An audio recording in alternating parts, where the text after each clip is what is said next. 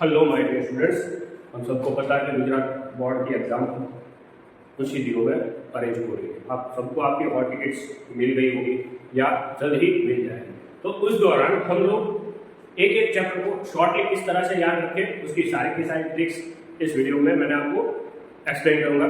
हर एक chapter wise एक chapter सिर्फ एक ही बार में किस तरह से याद रखें, उस चैप्टर में कौन कौन से इंपॉर्टेंट टॉपिक्स हैं, क्या क्या है, वो हम इस वीडियो में डिस्कशन करेंगे।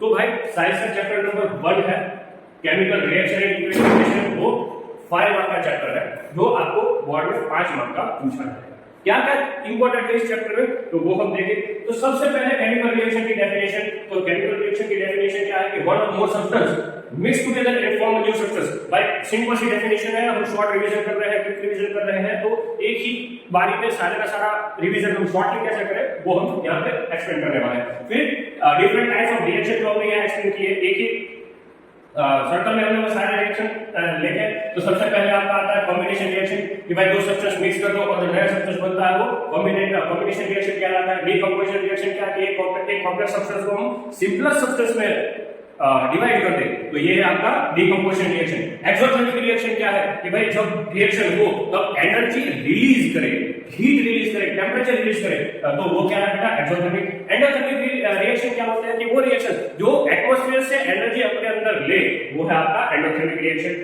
डिस्प्लेसमेंट रिएक्शन क्या है कि भाई हायर रिएक्टिव मॉलिक्यूल्स अपने लोअर मॉलिक्यूल्स के लोअर रिएक्टिव मॉलिक्यूल्स को रिप्लेस करते हैं, वो है डिस्प्लेसमेंट रिएक्शन। और डबल डिस्प्लेसमेंट रिएक्शन क्या होता है कि डबल डिस्प्लेसमेंट रिएक्शन एक ही बार में दो मॉलिक्यूल्स एक दूसरे में रिप्लेस हो, तो वो है double displacement reaction. Neutralisation reaction आप सबको पता है कि भाई एसिड और बेस क्या वो मिक्स होकर वाटर और सॉल्ट बनाते हैं, तो वो टाइप के रिएक्शन है आपके न्यूट्रलाइजेशन रिएक्शन। प्रेसिपिटेट रिएक्शन के दौरान क्या होता है बेटा, प्रेसिपिटेट जनरेट होते हैं। हमने लाइव क्लासेस में इसके बारे में डिस्कशन किया ही है, मैं प्लेलिस्ट आपको डाल दूंगा ताकि आप इसको अच्छे से रिवाइज कर पाए वहां से। ऑक्सीडेशन रिएक्शन क्या है वो भी आपको पता है।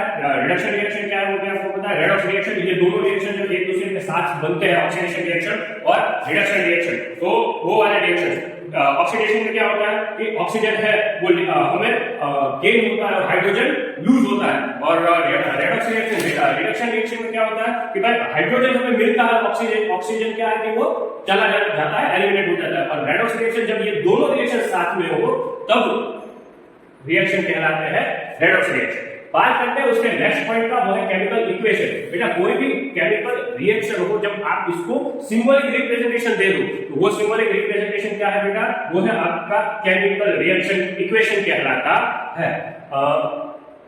अब बात करते हैं बैलेंस ऑफ केमिकल रिएक्शन की। बेटा एमसीक्यू 2 मार्क के क्वेश्चन और 3 मार्क के क्वेश्चन, यहां से कौन से एमसीक्यू जनरेट हो सकते हैं, एक तो 1 मार्क क्वेश्चन, 2 मार्क का या 3 मार्क का क्वेश्चन यहाँ पे जनरेट हो सकता है। यहां से एमसीक्यू आने के चांसेस है। एक रिएक्शन का नाम दे दे, like carbon plus oxygen gives CO2, तो ये क्या है, कार्बन है तो एक्सोथर्मिक में भी आता है और कॉम्बिनेशन रिएक्शन में भी आता है। तो ये वाले जो रिएक्शंस इस तरह से आपको पूछ सकते हैं बेटा। या फिर आपको कोई एग्जांपल दे दे कि x + y हो रहा है और उसमें XY प्लस एनर्जी जनरेट हो रही है, तो वो क्या है एक्सोथर्मिक टाइप के रिएक्शन। अब बात करते हैं कोई भी इक्वेशन आपको दिया जाए उसको बैलेंस कैसे करते हैं। ऑलरेडी इसके ऊपर वीडियो बना दी गई है, लाइव लेक्चर में मैंने आपको अच्छे से समझाया है, तो आप वहां जाके इसको डीपली समझ सकते हो। पर सिंपली हम बात करें तो सबसे पहले वर्ड इक्वेशन देखो। भाई मैं बोल रहा हूं कि हाइड्रोजन और ऑक्सीजन मिलकर वाटर मॉलिक्यूल्स क्रिएट करते हैं, तो हमने सिखाया ही है कि हाइड्रोजन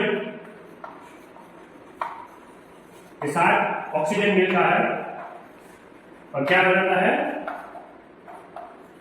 H2O, यानी कि वाटर मॉलिक्यूल्स बनाते हैं। उसके बाद अनबैलेंस, अब इसको क्या करो, अब ये वर्ड इक्वेशन लिखने के बाद अब आप इसमें क्या कर सकते हो बेटा, अब आप इसमें लिख सकते हो इसकी साइन सिंबल्स लिख सकते हो। और जो सिंबल्स वाला जो इक्वेशन है इसको स्केलेटन इक्वेशन बोला जाता है। ध्यान से सुनना बेटा, बोर्ड के एग्जाम में जब भी आपको बोला जाए कि राइट अनबैलेंस केमिकल इक्वेशन, तो वो भी स्केलेटन इक्वेशन होगा। और कभी कभी बोल दिया जाएगा कि राइट स्केलेटन इक्वेशन, तो वो भी क्या होगा, अनबैलेंस केमिकल इक्वेशन ही होगा।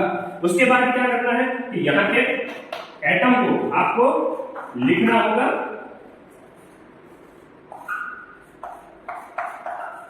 Step by step. हम देखें तो क्या करना होगा कि यहाँ पे हाइड्रोजन कितने हैं वो लिखना होगा।